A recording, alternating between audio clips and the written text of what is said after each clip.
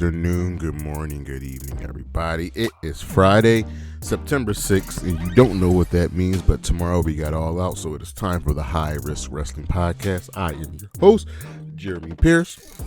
You can check out the socials, Charismatic Creations on Facebook and YouTube, Charismatic_Creations52 on Instagram, and of course the 215 on Twitter. Today's show, well, All Out 2024 is going down tomorrow, and you know how we do. Previews, predictions, recapping the storylines leading up to the matches, and we're gonna take a look at it. Looks like a good show. We'll just do it. Hit my music.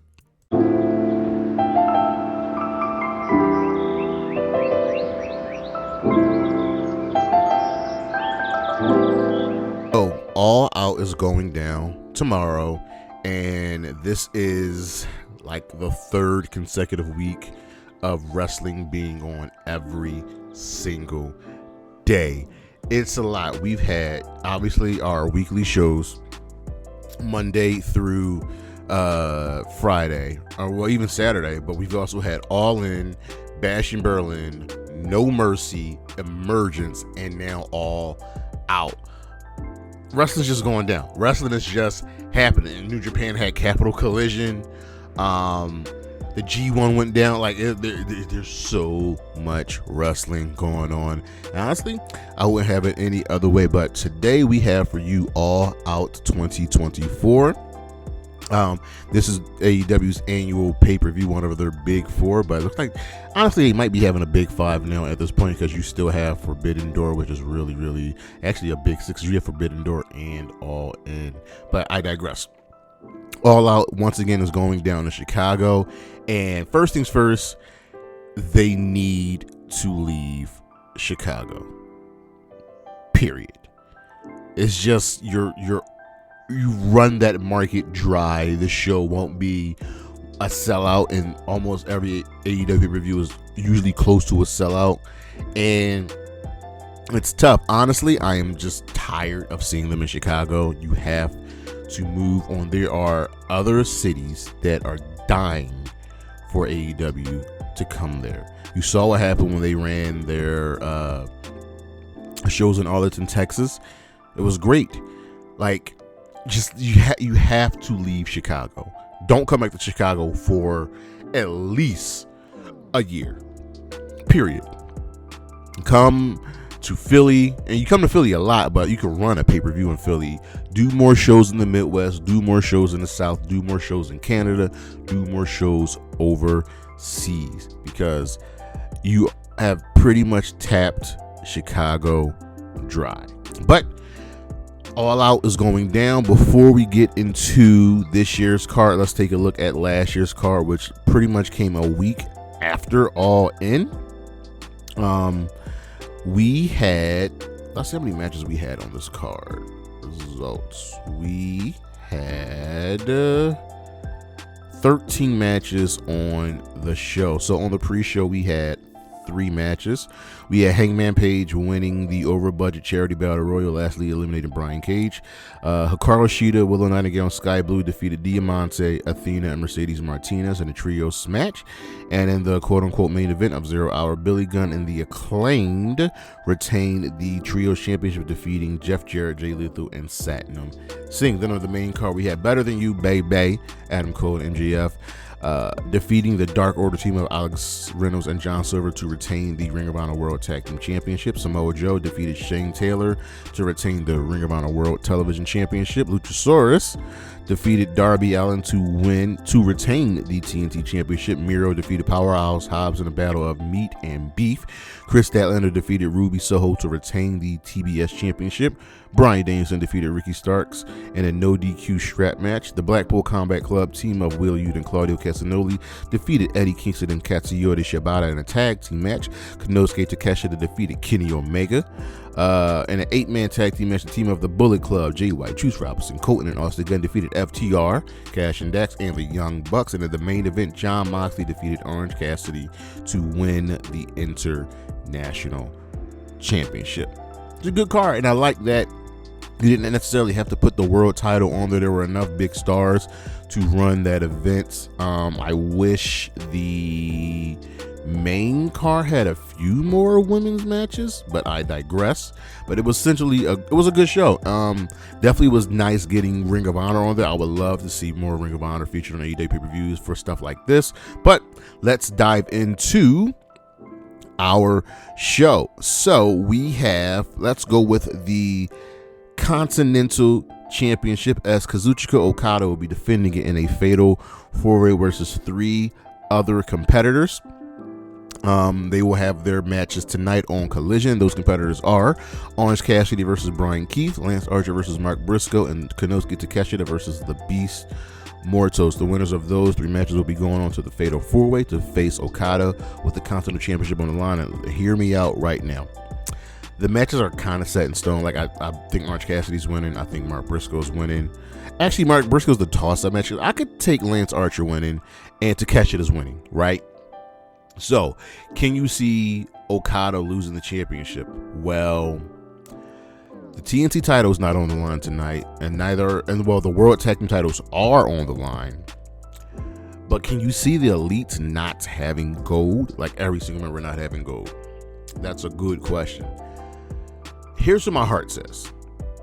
Now, my head, right? My head says Okada's probably retaining, right? But my heart of hearts says that Takeshita should win. I think at this point you have to crown Takeshita. You have to do it. The guy is too good. He's been on a roll. We have to get more heat on the Don Callis family, right?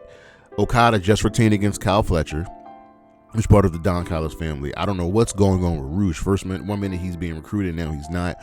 Trent is hurt. Hobbs is hurt. You've got to do something to pump up the family. And I think a good, solid feud between Takeshita and Okada would be great. Period. Takeshita is too good not to have some type of gold on him. Kyle Fletcher's time will come, and the match is going to be good. And I like that it's very simple, that we only have these 8 matches planned. There's probably going to be a few more announced for 0 hour, but you've got to crown Takeshita, right? My head says Okada. My heart says Takeshita. And I'm going to go with my heart. I'm going to take Takeshita to walk out of All Out as your Continental champion. That's just what I feel. That's just what I feel. Next up, let's go with the International Championship, as Will Ospreay will be defending the International Championship against Pac. Now, Pac became the #1 contender when he won a 4-way match on an episode of Dynamite, defeating Claudio, Fletcher, and Ishii, right? He earned himself an International Championship match. For the longest time, we did not know when this match was happening, but it's going to go down at All Out, right? But here's the thing. When he won that, Ospreay was champion. Ospreay then lost it to MJF. Ospreay got it back, defeating MJF at All In. So, this match is going to be sick. So to add a little bit of heat, we had a trios match this past week on Dynamite, and then backstage, Pac just gave Will Ospreay a brainbuster backstage on like some crates. Yeah. The bastard is not playing around. So my question is, do you take the belt off of Ospreay so soon? Like, he just got it back in a solid feud, and Pac hasn't touched this championship since he was the inaugural champion back in 2022. So my question stays the same. Do you take the championship off of Will Ospreay. Because if you take it off of him, that means you're elevating him to some place else. And I think because Pac got his moment at Wembley, he's not winning here. I like that Ospreay has finally been losing some matches. We've got enough heat. I just think Ospreay's walking away as your champion, and I think he is retaining. Next up, we have, let's go with the AEW World Tag Team Championships, as the Young Bucks will randomly be defending against the Blackpool Combat Club. This is very, very simple. Two teams who don't like each other are fighting for the championship. This is that plain and simple. So after, again, that 6-man tag that went down on Dynamite, the Elite attacked because Danielson was on commentary, and Claudio was like, listen, really, Bucks, I'm done. I'm tired of you. Me and my boy Yuta, we got next. And they got next. So we have this tag team title match going down, and the Bucks aren't losing. They just aren't. And the only reason I don't see them losing is because I think Okada's losing, and when the Elite lose all their championships, they're going to lose them all at the same time, and the TNT title is not on the line tonight. So take the Young Bucks to retain. This is going to be a really good match. This is actually going to be, I think, a really strong showcase for Wheeler Yuta. He's pretty much been on a roll since returning from injury. And then we have the TBS Championship on the line, as our champion, the CEO, Mercedes Mone, will be defending against the ace of the women's division, Hikakru Shida. Shida won herself a Fatal 4-Way match on Collision about a week ago, defeating Queen Aminata, Thunder Rosa, and Serena Deeb. And Thunder Rosa could be in this match. So could Serena Deeb, so could Aminata. But I think to put more butts in the seats, not saying that these other three ladies can't, they can't fill the seats. You got to go with Shida, because what I think they wanted to do was erase the Brits Mercedes match out of our brain. If you notice, if you've been watching, they have not mentioned that match since. When the first footage they showed of Mercedes of any kind of wrestling after All In was her Capital Collision match in New Japan. That's what they showed. So yeah, and it gets no better than the ace Shida. Now, the last time they fought, Mercedes retained with the help of Kamille. Shida didn't like that. So Christopher Daniels, this past week on Dynamite, said, yo, Kamille, you are banned from ringside. I don't know, we just do it every match, but whatever. So Camille's banned from ringside, even though she might get involved. I'm curious. Shida wants to prove herself. Shida is at the top. She's a multiple-time world champion. She's one of the best in the business. She is that good hand you can call for. Mercedes Mone has proven once again why she is one of the best to do it now, then, forever. Yeah, I went there. This is going to be a very, very good match.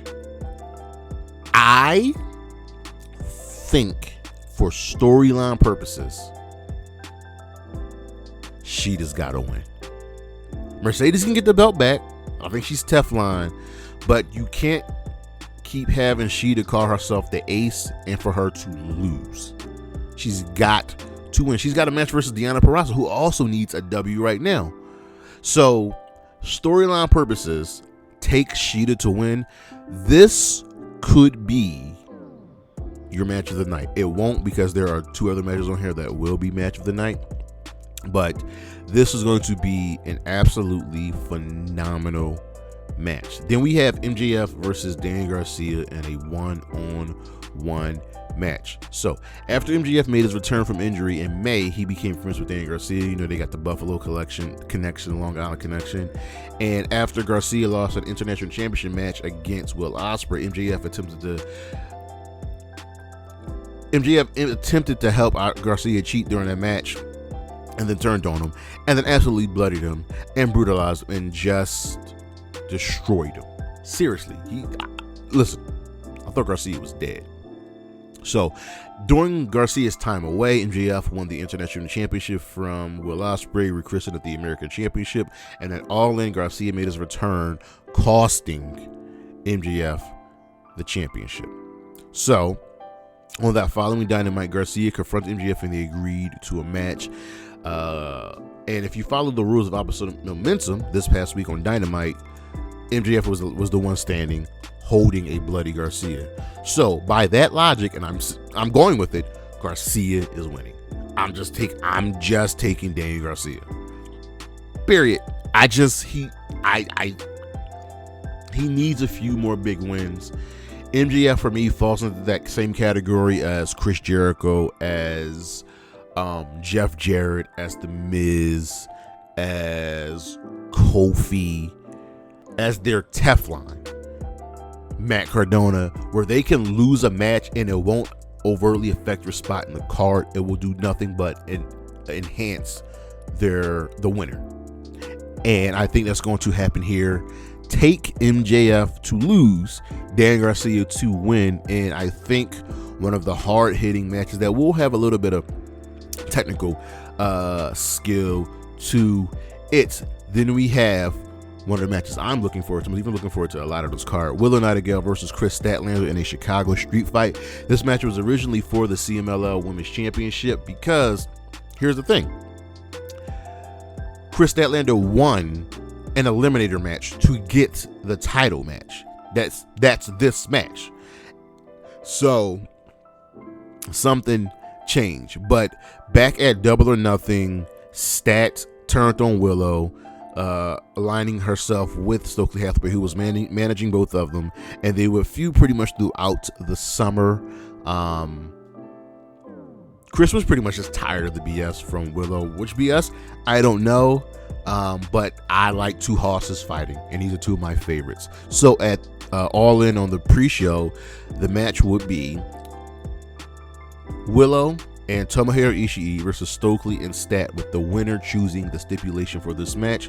Willow and Ishii won, so that's how we got this street fight. So if we look at their matches against each other, there was a women's tag team match. I remember that Willow won. Willow then lost the eliminator, but won at All In. So to even the series up, you gotta take Stat to win, right? Stat has gotten the better of Willow in backstage fights, but she's got that eliminator win. But I could see Stat winning. Mind you, as Willow said, no one's fought in more street fights than her. No one's tough as her, as hard as her, even though I think TJ will have something to say about that. This is going to be good, and it's going to get time, and they're going to be given that ability to breathe and put on a show for the fans. This is the match I'm looking forward to the most because these are two of my favorites today. Just like I had with Okada, my head says Kris, my heart says Stat. And with that being said, I'm going to go with Kris Statlander to win this match. If the CMLL Women's Championship was still on the line, I would have taken Willow to win. But take Kris Statlander to win here. Next we have Bryan Danielson versus Jack Perry for the AEW World Championship. And I know why they did this match. All right. Jack Perry's just hated in Chicago. Because of CM Punk, Jack Perry's hated Chicago, and Jack Perry's done nothing but use that momentum to become a scapegoat, to win the TNT Championship, to have a great stint in New Japan, to just be better, to join the elite. Now, here's the thing. Jack Perry brought up the fact that during the Anarchy Arena match at Double or Nothing, it was Danielson who pinned him. And that's why he gets this match. Because remember, he's part of the elite. And the elite get to make title matches. The elite get to do pretty much whatever they want. This is going to be a good match. I think out of everything Jack Perry's done, this is going to be his showcase match. This is going to be his match where everybody can say, oh, wait, that boy good. Because you're in the ring with Bryan Danielson, who is pretty much on his retirement tour. But Jack Perry, as much as I like you, young man, you are not winning. Sorry. This will be a very, very fun match, but take Bryan Danielson to win. And lastly, the match that a lot of people are looking forward to, the match that has the best story, the match that has pretty much the best feud in the history of AEW. Swerve Strickland versus Hangman Page in a lights out, unsanctioned steel cage match. Just a quick recap of this feud. This goes all the way back to Wrestle Dream in 2023, where the two faced off, with Strickland won, and it became personal after Strickland broke into Page's house, including going to a sleeping kid's room. Now, Page didn't like this. Swerve said, listen, it's nothing personal. I want your spot. It is my time to be on top. And guess what? Swerve took that man's spot.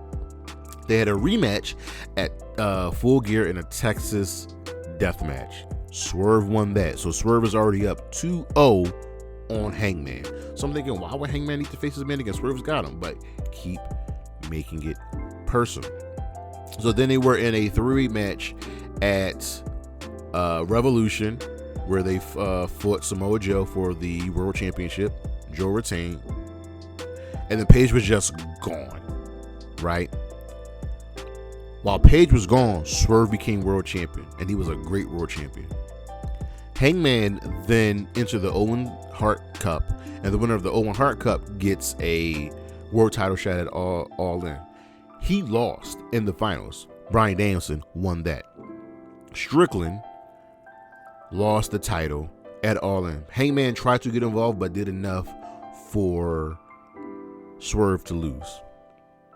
And ever since Hangman has been back, he has said he's going to make sure Swerve never eats, sleeps, breathes. He's going to make him bleed. He's going to make sure he never sniffs another world championship. Hangman is in the running with Drew McIntyre for the Hater of the Year award. And I get it. Hangman is very much justified because Swerve was a downright villain. But then it got even more personal. So this past week on Dynamite, when we got a video of Swerve, who had just signed a new contract, buying his childhood home was a dream for him. Hangman didn't show up for the contract signing. He said, it's just a formality. We know we're going to have this match. We already know we're fighting in a steel cage. But he made it more personal. Because where was he at? He was walking through Swerve's childhood home, destroying that thing, talking about Swerve, talking about the family that raised him. And what did Hangman do? He burned that thing down while sitting outside drinking a whiskey. And Swerve just broke down. And now it got real personal. So after Dynamite, Tony Khan was like, look, you already got a steel cage match, unsanctioned, lights out. This is what we're doing. And here's the thing. How can they top the Texas death match? How, Sway? How? They're going to hurt each other. And it's going to be really, really bad. Y'all pray for them. Now, with that being said, Swerve is up 2-0 on Hangman. Hangman's got to get a W here. Hangman's winning. I hate to say it because I love me some Swerve. I love me some Hangman too, but I really love me some Swerve. Hangman's winning here because this is not over. Wrestle Dream is right around the corner. Take Hangman Page to win this match.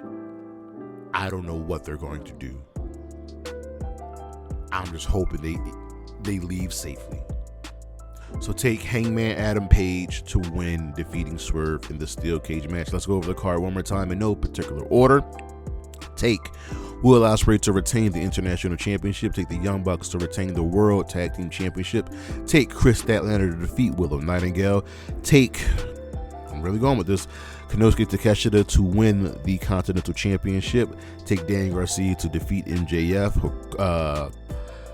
Hikakru Shida to defeat Mercedes Mone, becoming the new TBS champion. Take Bryan Danielson to defeat Jack Perry, retaining the World Championship. And Hangman Adam Page to defeat Swerve Strickland in the Unsanctioned Lights Out match. But that is our show, ladies and gentlemen. Thank you for listening. Thank you for watching. Look on the screen, see what we got coming next. Got a couple fun things going on with the YouTube shorts. I'm trying to get the views up, man. Get the subscribers up. Please like, comment, subscribe. But we got a bunch of things coming up for you. Check out the socials, Charismatic Creations on Facebook and YouTube, Charismatic_Creations 52 on Instagram, and of course, the 215 on Twitter. And it's always Anna J, Gigi Dolan, Kris Statlander, Willow Nightingale, Isla Dawn, and Bailey. Holla at your boy. Peace.